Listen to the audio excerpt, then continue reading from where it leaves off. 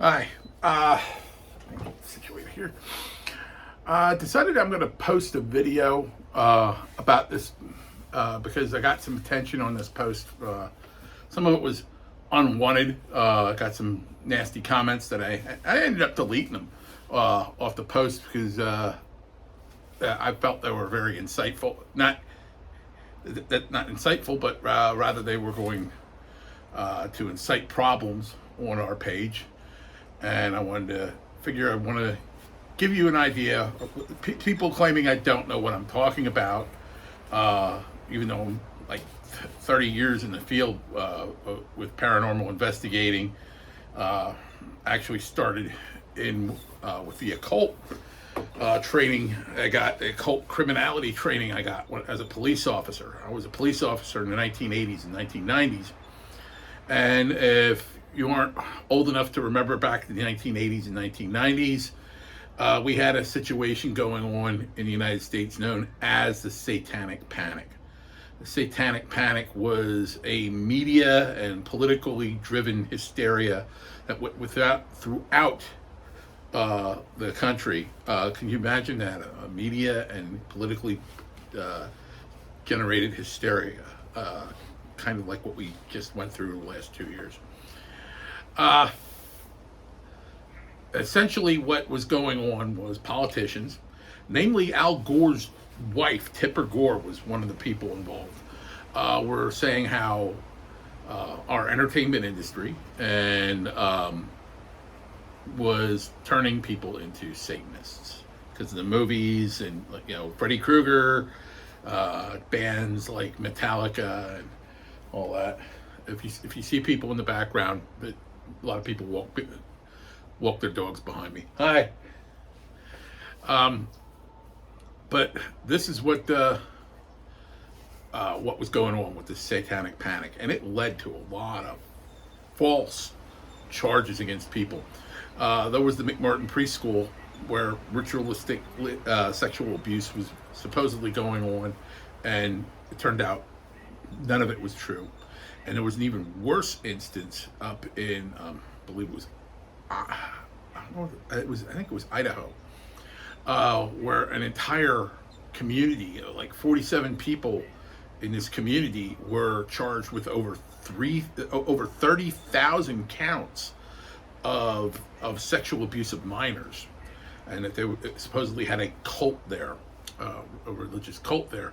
That was also turned out to be completely disproven. There's actually a documentary about that called In the Valley of Sin, and I suggest you watch it. As a police officer, I never found any connection whatsoever to occult activity and criminality as a police officer. In fact, when I was a police officer, the only instance where occult activity and criminality were connected was involved with a homicide where two men. This was actually a crime against a gay man that they tried to make it look like it was ritualistic murder, where they cut the guy's head off. They cut his head off, and it was known throughout the country as the Reading beheading. They wrote "Red Rum" on the wall with his blood. And actually, what it was kinky gay sex turned into a robbery, and the guy got killed. And I believe it was actually, up until that point, was the guy's death was unintended, and then they did this stuff. But yeah, look that up online. The Reading beheading that happened on South 5th Street in Reading, Pennsylvania, in the 1980s. Now, the reason I'm connecting the dots with the occult criminal behavior and the drug trade here in Reading is the types of occult criminal activity that's going on. We have a group of women in Berks County that call themselves witches. They're really cosplay Ren Fair witches. They have a little bit of knowledge about witchcraft. And what's funny is there's real witches in Berks County. You wouldn't know them if you saw them. They're just regular women. But this coven in Ole Township. They're kind of the gang that doesn't shoot straight kind of people. So I know that these individuals aren't involved with this. And now where these activities occur, how they occur, you pretty much know that this isn't just regular paganism. This isn't like regular paganism. This isn't even prototypical Santeria or Palo Mayombe. What this is a demonica, which is a much worse form of Palo Mayombe. Palo Mayombe, this demonica was an American of Puerto Rican descent, became a Santero, a priest of the Santeria, and his practices became darker and darker. And he moved to Mexico, and he actually became the holy man, not unholy man, the priest for drug lords, and he killed exotic animals and put them in what's called an nganga, the head and the blood of these exotic animals, and put it in an nganga, which means the bargain.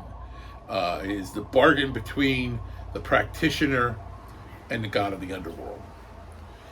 So what we have here, that was the founding of demonica. It was also once known as Narco Satanism. So look up Narco Satanism, and you'll find the whole story about this man. And he was eventually killed by Mexican federal police because he killed an American student in a ritualistic sacrifice into one of his ngangas. So human sacrifices have been known to happen. They like to do exotic animals, these drug lords. It's nothing for them to do tiger and lion cubs, and elephants, giraffes. All this is being done. That's mostly the Sinaloa and Zeta cartels that were involved with that. MS-13 is usually tied in with either straight up Satanism or what we refer to as LSM, which is Los Santa Muerta. So these are the types of sacrifices, and depending on the sacrifice, the elements of the sacrifices, you can actually ascertain which occult activity it's related to. I've never had any, although I've spoken to local law enforcement when we lived up there in Pennsylvania. I never examined any of the remains of this stuff. I base what I'm telling you off of my contacts that I still have in the local law enforcement community in Berks County, the Pennsylvania Game Commission, as well as published reports in the Reading Eagle, the Reading Times, and even accounts that made national news. Now, I'm going to go on kind of like a timeline of some of this. This has been going on for years and years and years. The sacrifices of animals in a cemetery in the east part of Reading. It's a very old cemetery. It has some of the oldest graves in Berks County, and it's called the Allenbox Cemetery. And on February 21st of 2012, a lot of twos there, I know. There's a lot of numerology involved in some of these incidents too. February 21st of 2012, so 22112. The chickens were found sacrificed all around Allenbox Cemetery, and it's a rather large cemetery. Blood was on tombstones, and there were so many chickens that were sacrificed around there. The cemetery, it filled 20 garbage bags. 20 garbage bags it filled. All these carcasses, headless carcasses of chickens.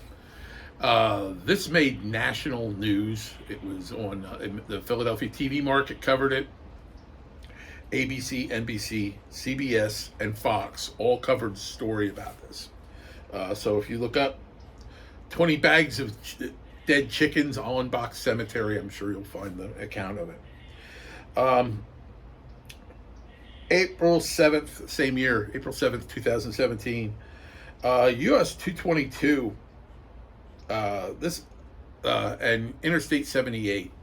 Now, this is one of the reasons the connective tissue to drug trafficking. There were carcasses of pigs, goats, chickens, I believe a couple dogs, some exotic birds, found along US 222 north of Reading and Interstate 78. Now, this is used as a corridor. This is a direct corridor to New York City from Reading, Pennsylvania. And what this was, these animals, and this is roadkill. These are animals that their heads were cut off, all their blood was drained, and their internal organs were removed. Now, the blood either went into an inganga. The internal organs were actually more likely dried out and ground up and used in a powder, used in elixirs, used in powders to cast spells, ritualistic blood magic. This incident coincided with Orthodox Easter that year. Then July 17th, 2017, 7/17/17. 4 birds from the Ole Alley Petting Zoo. When I say birds, I'm talking exotic birds, large birds, macaws, cockatoos, Amazons, parrots. Well, in this instance, they were macaws. Now, it takes a person who's gifted at, first of all, handling birds like this. This is somebody, they didn't just go in, throw a bag over them, and take them out. Because these people broke into that zoo and stole these birds. Now, one of the reasons that they are taking birds, people right away would say, well, they're worth thousands of dollars, and they're probably reselling them. No, they're being killed, and they're being killed because of their intrinsic value. The theft of the bird.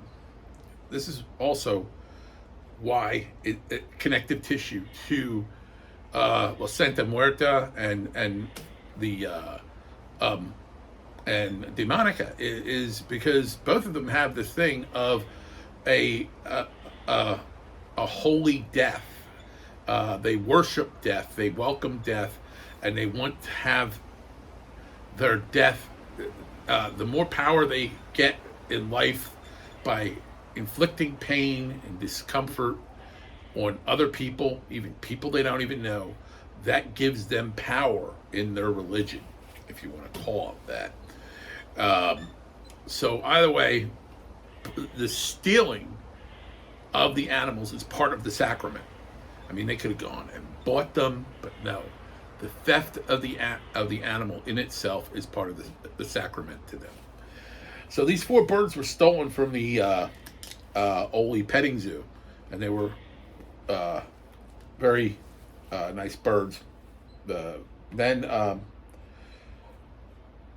those birds were then subsequently found on the following solstice, ritually sacrificed. Then on December 17th of 2017, a dog was found on a schoolyard just prior to the winter solstice, and that was also sacrificed. And then on July 18th, more dogs. This again back in Allenbox Cemetery. Allenbox Cemetery has been a focal point for this occult behavior. I don't understand why. It could be a geographic attribute because it is in a very narrow valley between Mount Penn and the Neversink Mountain. And the but yeah, dogs were found in Allenbox Cemetery. That was on the summer solstice is when it occurred. Um, then 918 September of 2018, uh, birds were found. This was at the fall equinox. Birds were found at a pavilion on top of Neversink Mountain. These were cockatoos, all more white umbrella cockatoos or sulfur cockatoos. The other ones were, I think there was sulfur or citron cockatoos. They had a colored name. It's possible to determine because the birds were decapitated and the heads weren't there. The birds were somewhat mangled by scavengers. There was no blood because the birds were exsanguinated, and they were left here at this pavilion on the top of Neversink Mountain. Now, the name of this pavilion is the Witch's Hat, and which it does not have any significance of witchcraft or anything like that.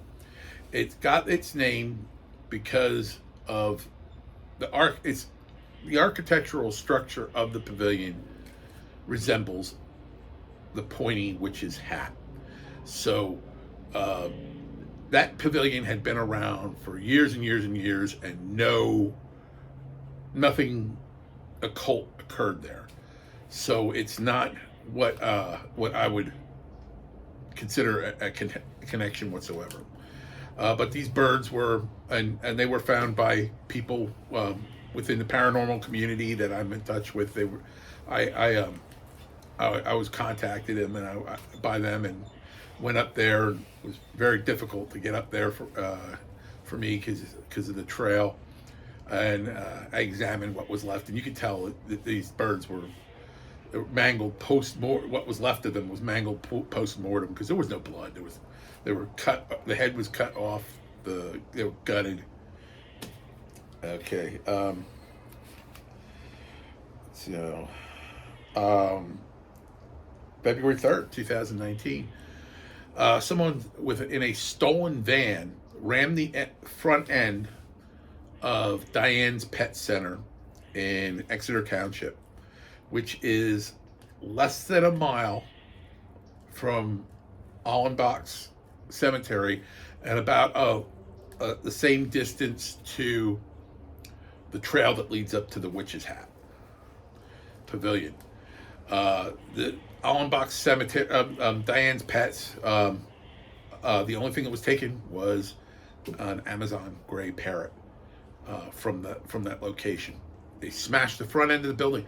The car was found later. It was stolen. The theft of the car, the theft of the bird, is part of the sacrament for them. Part of their unholy sacrament. The Diane's Pets has since closed up. They're out of business. The building was repaired, but to my knowledge, nobody's moved in since. Then 30th of May, same year, someone once again smashed a stolen vehicle into the front end of a place called Pena Automotives. They sell used cars and they do repairs, and they do a lot of the tuner street kind of stuff with cars. Put the fart can mufflers on the little Hondas to make them sound like they're going fast. And they had two parrots in large cages there, and both parrots were stolen. And they were stolen in a manner that didn't even indicate that the animals put up a fight. So in other words, it was somebody who was comfortable with and knew how to handle large exotic birds, because one of these both were macaws. So they were worth thousands and thousands of dollars. And okay, on June of 2019, summer solstice, the birds from both thefts were found ritualistically sacrificed near the Onaloni Lake in Onaloni Township. Okay. And then July 10th that same year, 3 birds were stolen once again from the Ole Zoo. They installed cameras, they installed fail safes to try to. But now, so now again, this is the third time the Ole Zoo was hit. Uh, and once again, the birds were removed, and these are macaws. The birds were removed in a manner that didn't indicate that there was much of a fight. And those birds are dangerous as fuck. Between the claws and that beak, a macaw can crush a Brazil nut. But Brazil nuts, they're hard as fuck to crack. I mean, you can put one in a nutcracker and use 2 hands and not be able to crack the damn thing. I know a lot of people want to, if they want to eat a Brazil nut, they'll use a hammer and a hard surface to crack it. They crush Brazil nuts in their beaks like it's nothing. So if they wanted to take a person's pinky off, wouldn't be a problem for a macaw. These birds were taken from the zoo in July. Their remains were never found. So then August 19th, August of 2019, or rather, 2 goats were stolen from a Rockland Township farm, and they were recovered in Tilden Township near Cabela's. What I think happened was these people stole the goats, and they stole them in like a pickup truck, and the goats jumped out when they had a chance. I mean, goats are, it'd be nothing for them to jump out of even a slow-moving vehicle and be all right. Now, September 11th, 2019, the same 2 goats were stolen again from the same farm, and this was September of 2019, and where they were found was they were sacrificed. Their heads were actually put on display. They were sacrificed in a state park called Hawk Mountain State Park, on top of Hawk Mountain, on the border of Schuylkill and Berks counties. And I found out about this through a member of the Pennsylvania State Game Commission, because they were contacted, and the state police dealt with that. Now, all this comes from published reports and my law enforcement sources. Now since 2019, that was when I stopped doing paranormal investigations, not because I wanted to, but because I had to. On Halloween of 2019, I was involved in a accident at work, and cracked 3 of my vertebrae and damaged my right hip, mangled it up pretty bad, and I'm permanently disabled. And so I couldn't work anymore, and I couldn't pursue paranormal investigating anymore because of balance issues I have because of this accident. It's not conducive with walking around in the dark with expensive equipment. I can't do steps very well. We moved to a home we moved from Reading, Pennsylvania, from a 3-story home, lots of steps, and I can't do steps. I can't do steps well. We now live in Myrtle Beach, South Carolina, in a community that everything in our apartment is handicapped accessible. I'm on a ground floor, and if I have to ride around in my old fart cart, as I call it, those mobility chairs, I'm perfectly fine and safe and able to do that. And what's nice about down here is it's all flat. It's all flat, not all the hills and all that. So I'm able to get around better. A little bit of walking I can do. I have to use a cane. So the information I have after 2019 is a little on the sketchy part.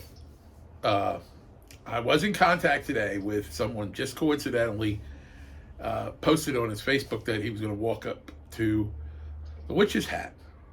And I thought, well, shit, this is the solstice and it coincides with the full moon. So I asked him, keep an eye out for me. Let me know if you see anything. And this is a guy who was not even involved in the paranormal field. I said, if you find anything questionable, take a picture of it and send it to me.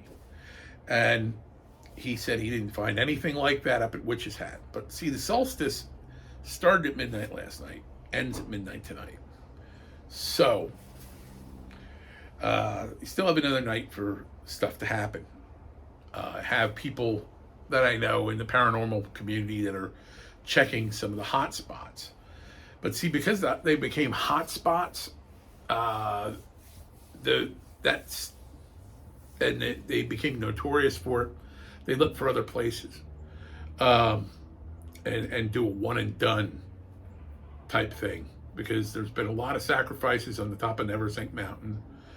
The most active place with sacrifices is Allenbox Cemetery.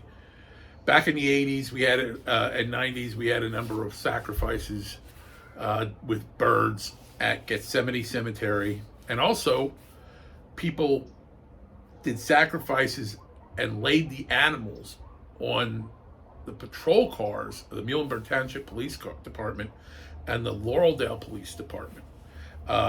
And back then there wasn't as many security cameras, but they literally put dead chicken blood on those police cars. It was back in the 80s or 90s. Gethsemane Cemetery in Laureldale. Charles Evans, the oldest cemetery in the city, the oldest graves in the city. The place is massive. I think it takes up over 10% of the square mileage of the city of Reading. It's that huge. I would say it's comparable in size to that big cemetery in Queens, New York.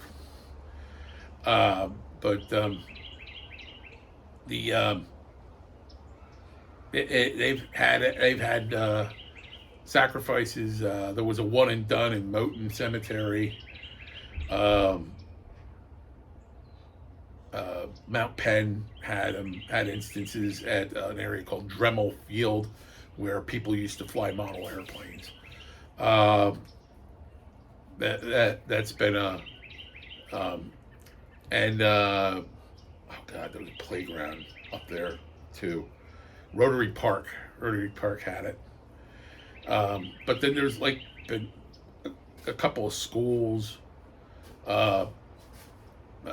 Onamonee Lake, Bernhardt's Dam, Hawk Mountain. Hawk Mountain was, as far as I know, a one and done. So they aren't hitting the same areas anymore. They know that people have gotten wise to them. So I have people. I have 3 friends that are checking around Berks County. Most of it seems constrained to locally to the Reading area or just near the Reading area. But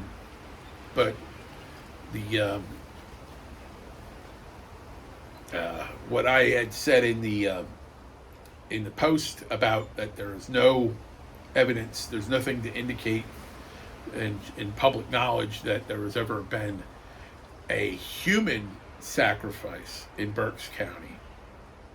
That thing that happened with the Reading beheading was obviously debunked. These 2 guys were high, they were stoned, and they did that to throw people off because of that whole satanic panic thing that was going on back in the 80s. There was a lot of serial killers back in the 80s that had ties to Satanism too. You had Berkowitz,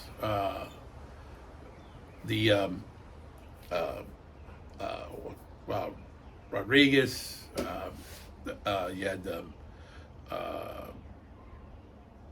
what the hell was his name? The guy who had the pentagram in his palm in the courtroom. I can't think of his name off the top of my head. But then Manson had what he called witchy elements that involved in his crimes too. So yeah, the like I said, we haven't, that I know of, there hasn't been a human sacrifice yet. But you know, maybe they didn't find it yet. Maybe it was done in a manner that all the parts were used ritualistically subsequent to the incident and didn't dispose of a full body. You know, that's just conjecture on my part. God, I hope nobody was. But if you have any questions, please feel free to email me. I've gotten a lot of emails today, some emails, some text messages, and stuff that pretty much people were saying I'm full of shit. And I wanted to make this video to clarify you and to make some of the facts known behind what that verify what the hell I'm talking about. I know what I'm talking about. Again, you can contact me, email mileyparanormal@gmail.com. You can message me on my Facebook or the Miley Paranormal Facebook, or you can leave a comment on the post. Either way, appreciate it if you'd keep it clean. Usually I'm not one who keeps it clean, but this is a very sensitive issue and something I've been looking into for years. Some of the stuff I had touched on how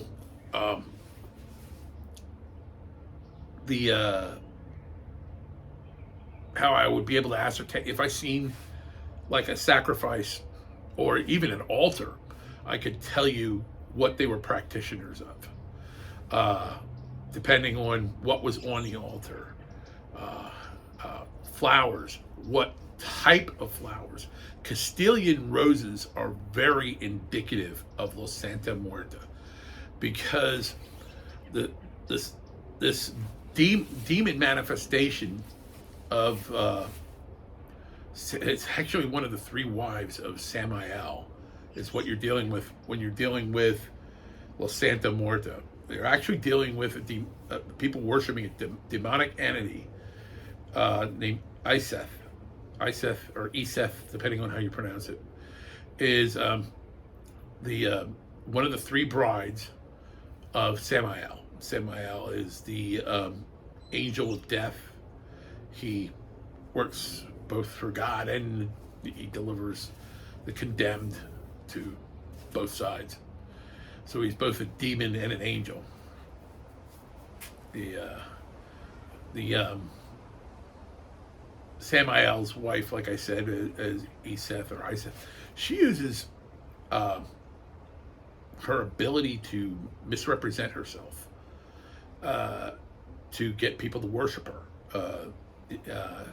She's worshipped in India as Kali, the goddess of destruction, the nine-armed goddess of destruction. And there's other if you study comparative religion, you'll find that she's worshipped in other cultures under other names.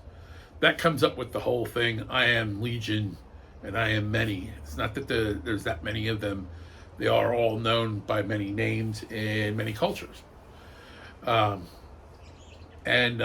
Iseth is known as Los Santa Muerta, or the saint of death. And she manifests in a manner that leads Mexican people to think she is an apparition of Our Lady of Guadalupe, which is the Virgin Mary. And the miracles that are tied to her manifestation in Mexico are, one of the miracles is the blooming of Castilian roses outside of season. When the weather was not conducive for Castilian roses to bloom, they bloomed all over the countryside, and it was deemed a miracle And that's why when you see Our Lady of Guadalupe, she has a veil of Castilian roses around her. Those Castilian roses are also associated with the representation, the manifestation of La Santa Muerta. So these are things. Skulls. That's another thing. Human skulls. If you find a human skull on the altar, bingo, you're LSM. If it's associated with the with the roses, with offerings, libation offerings, you would find tequila, as opposed to at the pretty much either altar, but because of the Puerto Rican aspect that's involved with demonica, you also might find rum. So if it's rum, you know it's demonica. Tequila, it could be the spirit, the libation offering could be either. Dark rum is more associated with voodoo. Now, if you look at things that are found, money, drugs, stuff like that on the altar, well, Santa Muerta, you would actually find altars in the trunks of cars. They will have and you'll find body parts in some of these LSM altars. A hand, that usually means that they've somebody who had something stolen from them, they cut their hand off, just like Islamists do. So you're able to look at things on these altars, and you're able to identify, and in some ways it's you could identify it from the way the animal is sacrificed, or person, God forbid. So there's a lot of questions still unanswered. I'm just giving you the answers I have right now. And once again, feel free, contact me through mileyparanormal@gmail.net, through Facebook,